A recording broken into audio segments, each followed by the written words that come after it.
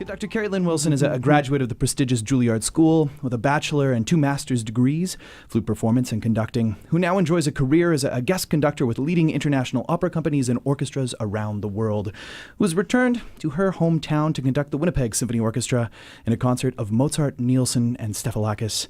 Ms. Wilson, welcome home. Thank you so much. It's a pleasure to be here. Well, I'm sure not the first to say welcome back, but at least the latest that way. We were just chatting off the air. You were last here in 2001, correct? That was to conduct. To conduct. I've been back to visit family. Of course. And the interesting thing to me is that, this is where it all began. It began here in Winnipeg before, the Bavarian State Opera and the Mariinsky Theater and the orchestras of Los Angeles and Vienna. Your family's musical roots are deep here in Winnipeg. Very much so. I was wondering if you could speak to that a little bit with your father and your grandfather. And my grandmother is and your still grandmother. alive. Whoa, bless her. She's like the queen. She is the queen. She's so stoic. She's Icelandic, so I think that's in her roots. She's a true Viking. She's still alive. I'm not sure she's going to make it to the concert, unfortunately. Well, fingers crossed. But she taught me piano, and my grandfather, he attempted to teach me singing. He was a baritone, right? Yeah, he was a... And performed for the Queen? And performed for the Queen as well. Well, that's really You've done something. your research. Oh, yeah, I was just reading about it. I mean, it's a beautifully well-rounded background I had because everybody were musicians, and it was an environment in which there was never any, pressure for me to play music. It was basically my passion since I was very, very small. So this is the place I grew up, and going to the symphony when I was... so young. And a cute story, even the fact the concert hall was a place of destination of my lunch breaks. I loved to go there and just practice in the hallways. I would sneak into the concert hall with my friend.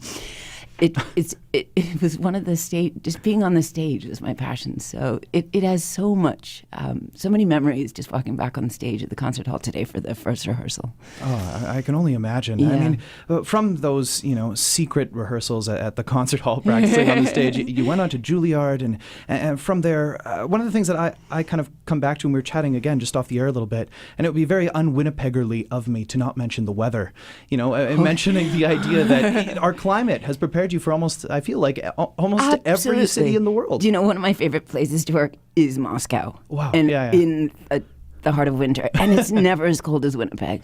I'm always disappointed when I go there. For example, I think last time I was there it was March, but then the time before that was December. They had no snow. Oh, wow. They had the cold, but they didn't have the snow. So anyway, just to mention, I think growing up in Winnipeg made me quite stoic, like my grandmother. It's, people never complain. Yeah. Minus 40. I'm living in New York now. Last week, the bomb cyclone, people immobile, sterilized. The city just shut down. So I'm very grateful to have come from this great community and weather. I won't complain. Exactly. And we won't either. In terms of that, coming from here and then to go to this international realm of conducting. And I mean, like you said, just having been in Russia and in Moscow, I'm curious a little bit, is it as glamorous as it sounds? Of course, the profession I've chosen is extremely challenging. Of course. And difficult. But ultimately, when the rehearsals are over and the performance is hopefully magical and inspiring for both the orchestra and opera company and the audience, and you're taking your final bow, there's nothing more exhilarating. And yes, I'm very fortunate to have worked on so many stages around the world. So it's a very glamorous profession in that sense. On the other hand, there's the travel, and there's the jet lag and the stress, and so that it goes with it. But because I love what I do, I never think about it. People always say, aren't you tired? Blah, blah, blah. No, I try and find a balance in what I do, and I swim every day, and I have a glass of wine at the end of the day. Things keep me, happy. So passion is a great motivator that way, though. Yeah. And totally driven. What I find particularly challenging, especially for a guest conductor, is how you translate your ideas in such a short time period, right? You get, 2, 3, 4 rehearsals? It's kind of like a blind date if you haven't worked with the orchestra already. Yeah. You have to immediately figure out the sort of smell the climate of the working environment, so to speak. It's like being a psychologist in a way, too. Yeah. How much they want a friendly approach or just there for working. So it varies, of course, between each orchestra. But it really is being fully prepared and sticking to what you're hopefully want to achieve and doing it in a way that you think that they will respond best to.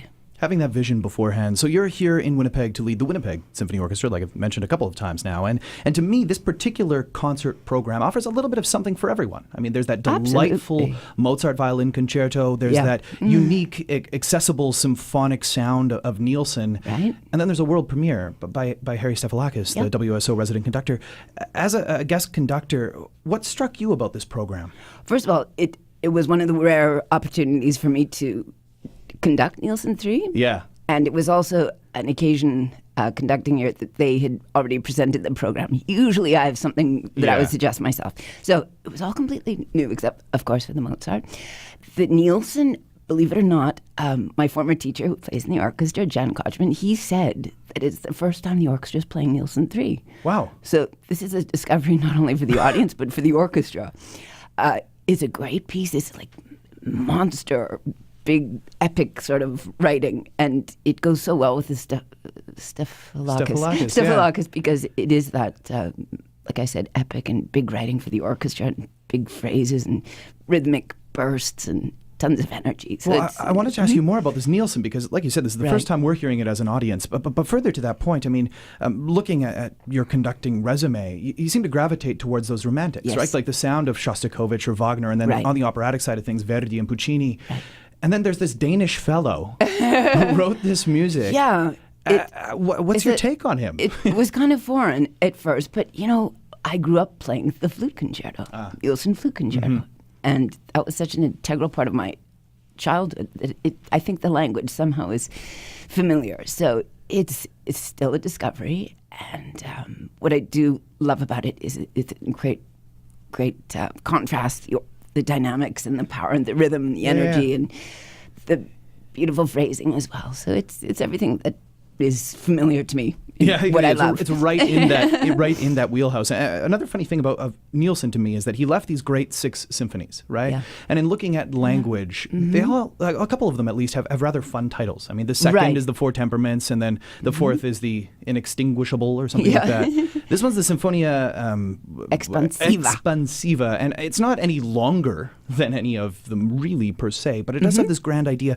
I was wondering, what do you make of that moniker, that idea of it's this expansive symphony? I think because based on, let's say, even the first movement, the way he's building the motives, they keep getting more and more expansive. As soon as that phrase climaxes, it goes another level. So it's like incredible waves of big moments. So I think that his overall line and architecture is one of grandeur, you could say.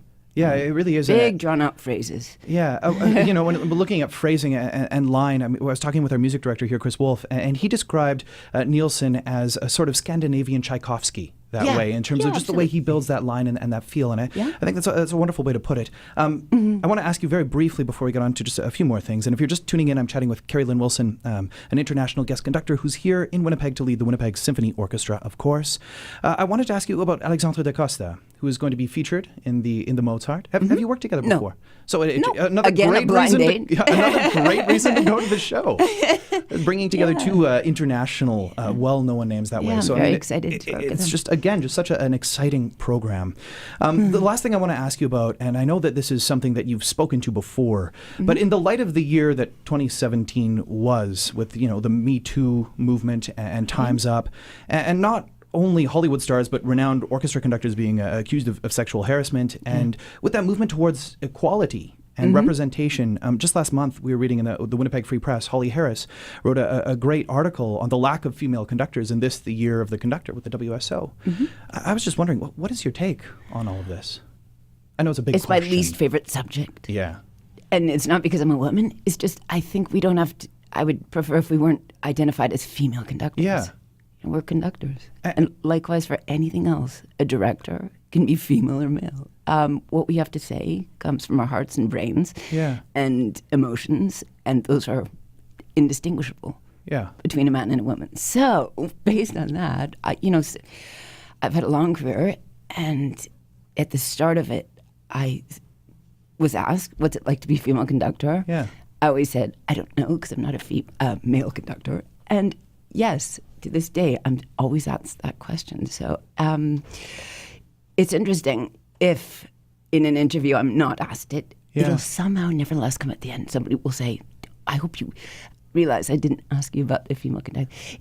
We just have to get beyond it. Yeah. I think it's wrong to focus on it. Articles about female conductors.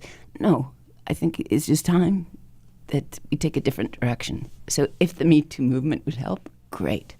But I'm not a feminist. I just do what I do, and I do what I love, and I've always been driven by that. So I've never thought about the fact that I'm a woman would make it more challenging. Yeah. It's just challenging, period. Oh, it's not an easy job for anyone. Yeah. And so why even make the distinction? I think Right. the reason why I bring it up is just that it's a new year, 2018, and hopefully we just don't have Right. to go down that route. Exactly. I mean, for me I know I'm a guy, but I'm a young person who enjoys classical Right. music. And for me, it's just that idea of, well, it's a new year. And, Yeah. and let's see where this That's all wonderful. goes. So I'm I just... applaud you. Well, thanks. I applaud you for being here in Winnipeg and embracing the cold once again. It's nothing yet, apparently. Yeah, it's only going to get colder before the show, but that is no reason to not go and head down to the concert hall on Friday and Saturday. Yes, please. Oh, come. I know half of the concert hall will be filled with my cousins and family, but wonderful there's still family seats left, I'm reunion. sure. I'm sure there are as well. Director Keri-Lynn Wilson, thank you so much for coming here Thank to the you Classic so much. It 107 was such studio. a pleasure. Oh, and all the best. It was really all mine. You can catch Keri-Lynn Wilson at the helm of the Winnipeg Symphony Orchestra, joined by Canadian virtuoso violinist Alexandre da Costa, this Friday and Saturday, 8 p.m. at the concert hall. For more information and, most importantly, tickets, visit wso.ca.